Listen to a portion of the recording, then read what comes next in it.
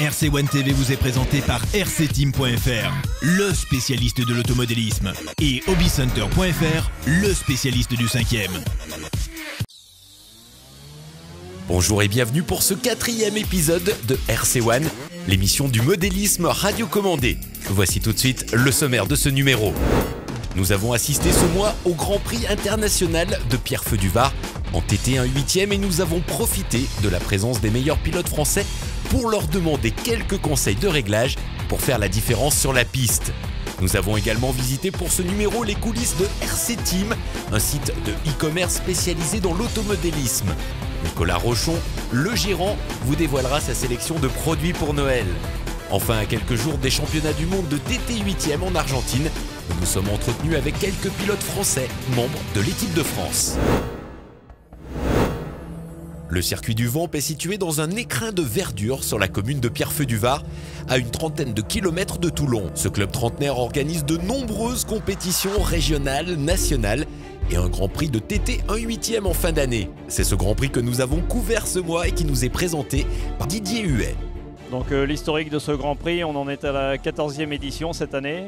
C'est un Grand Prix qui a la particularité d'attirer les meilleurs pilotes français et européens, du fait qu'il se situe en fin de saison, et donc c'est un peu le bouquet final pour la saison des pilotes. Donc ça nous permet les différents championnats nationaux étant terminés, ça nous permet de récupérer un peu tous les pilotes qui viennent se tirer une dernière bourre pour finir la saison, on va dire.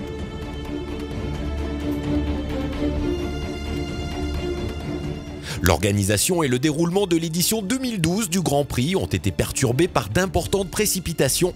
Mais le gros travail des membres du club a permis d'aller jusqu'au bout et d'offrir aux pilotes un très beau circuit. Un circuit que nous présente Patrick Lerda, le secrétaire du club. Alors ce circuit si particulier a été remodelé et s'améliore, je dirais, d'année en année.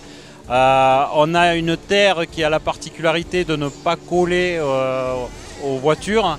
Et donc ça permet effectivement d'avoir une piste qui est peu glissante, où on va avoir beaucoup de grip effectivement, et qui peut avoir un comportement qui varie dans la journée, et ce qui effectivement peut poser quelques problèmes aux pilotes quant au choix de leur pneumatique. En 4-2, c'est le champion de France 2012, Samy Fèvre, qui remporte le Grand Prix, après avoir dominé de bout en bout la finale devant Olivier Devise. David Vincent termine 3e devant Daniel Maigret dans le même tour. En 4-4, Jérôme Aigouin effectue un très beau départ, mais Renaud Savoyard reprend la première place au virage de la ligne de comptage en effectuant un superbe intérieur. Décontenancé, Jérôme Aigouin ira à la faute quelques virages plus loin.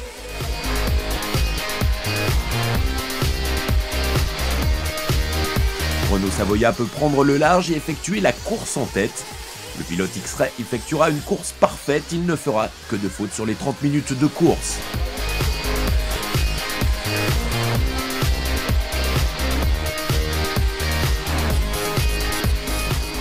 Jusqu'à la mi-course, Jérôme Sartel et Yannick Aigouin luttent pour la 2e place. Malheureusement, ce dernier chutera au classement après avoir calé lors d'un ravitaillement.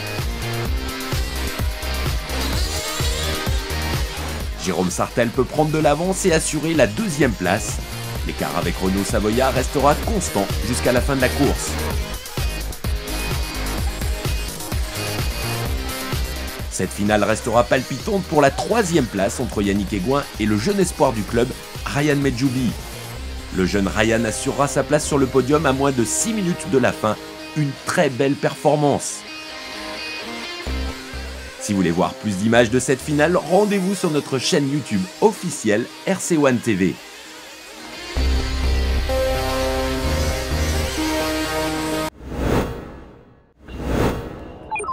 Comme dans beaucoup de domaines, Internet a bouleversé le marché du modélisme. Si le sujet dérange parfois, force est de reconnaître que le web offre des atouts considérables. Prix, disponibilité et livraison à domicile.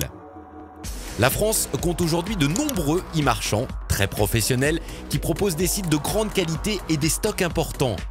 Nicolas Rochon, gérant de RC Team, nous présente son entreprise et nous parle des attentes de la clientèle. RC Team a été créé il y a 7 ans. RC Team est spécialisé dans la voiture RC et tous les accessoires qui vont avec, pièces détachées, options, pneus, carrosserie. Actuellement, il y a une grosse concurrence entre les boutiques internet de tout ce qui est voiture RC et modélisme en général. Il y a plus en plus de magasins qui se lancent dans la vente par correspondance et qui cherchent tous à prendre des parts de marché, donc qui sont très agressifs sur les prix. Donc le but pour pouvoir suivre dans cette course un peu au prix le moins cher, c'est d'acheter au meilleur endroit. Donc ça peut être en France comme dans toute l'Europe, voire même en Asie pour certains produits. La disponibilité, donc on est obligé d'avoir un très gros stock et aussi des délais de livraison rapides et d'expédition rapide. C'est-à-dire en fait que le client, le moment où il passe sa commande, il faut que la commande soit traitée le plus rapidement possible, qu'elle parte souvent le jour même et qu'il puisse la recevoir le lendemain, voire sous 2 à 3 jours maximum. Pour satisfaire leurs clients, les sites de vente en ligne doivent proposer un très grand choix de produits et de pièces détachées. Une gestion informatisée du stock et des rangements adaptés sont nécessaires pour gérer des milliers de références. Quand on compare un site de vente en ligne et un commerce traditionnel, on se rend compte que l'activité est bien différente, mais assurément complémentaire. Avant de quitter les locaux de RC Team, nous avons demandé à Nicolas Rochon de nous proposer sa sélection spéciale Noël pour vous donner peut-être quelques idées. La sélection de RC Team pour Noël, on retrouve pour commencer la voiture drift. Avec là, pour cet exemplaire-là, c'est la Tamiya en TT01D qui est le modèle le plus populaire depuis déjà bien 3-4 ans sur le drift. C'est un véhicule 4 roues motrices, facile à utiliser, livré avec radio 2.4, batterie, chargeur et pour un budget qui reste encore correct à moins de 200 €. Le deuxième produit phare qu'on va avoir pour Noël va être le short course avec notamment le Slash 4x4. On a le Losi 10 SCTE qui a d'autres avantages par rapport au Slash, qui lui a un châssis alu, une motorisation faite par Castle, donc qui est le top actuellement en motorisation short course. Et le grand classique qui va être toujours un très bon produit pour Noël, c'est le Summit de Traxxas, qui reste un des best-sellers, qui est un des produits les plus polyvalents du marché, qui a notamment été testé dans le premier numéro de RC1. Maintenant, il sera livré en version LiPo, donc avec 2 accus LiPo, qui permet d'augmenter nettement l'autonomie et d'avoir beaucoup plus de pêche aussi au niveau du moteur. Et on va terminer avec ce petit cadeau de Noël proposé par RC Team. Avec le code de réduction RC1, vous pourrez bénéficier d'une réduction de 5% chez RC Team jusqu'au 21 décembre. Le championnat du monde de TT 1/8e 2012 se déroulera en Argentine. 7 pilotes devraient défendre les couleurs françaises. Parmi eux, Renaud Savoya, qui a participé il y a quelques semaines au warm-up. Alors le championnat du monde, c'est en Argentine cette année. On est déjà allé en septembre pour faire une reconnaissance, donc ce qu'on appelle le warm-up, typiquement. Donc c'est tous les meilleurs pilotes du monde qui se réunissent sur la piste des championnats du monde, dans les mêmes conditions. Normalement, il y a une loi qui dit qu'il faut changer le tracé à un minimum de 60%. Mais bon, on a déjà des informations sur la terre, sur les conditions météo. Donc on peut faire déjà des choix sur les suspensions, sur les pneus, pour préparer au mieux l'événement. Ouais. Donc pour moi, le warm-up s'est très bien passé parce que j'étais dans le top 5 des qualifications. Je me suis battu pour la victoire. Malheureusement, ma voiture s'est un petit peu dégradée pendant la finale. J'ai fait les 15 premières minutes dans le paquet de tête. Et puis sur le finish, j'ai fait quelques fautes. Donc ça m'a relégué en 4e position, très proche du podium. Mais c'est quand même un très beau résultat. Je suis très content, donc très confiant pour le mondial.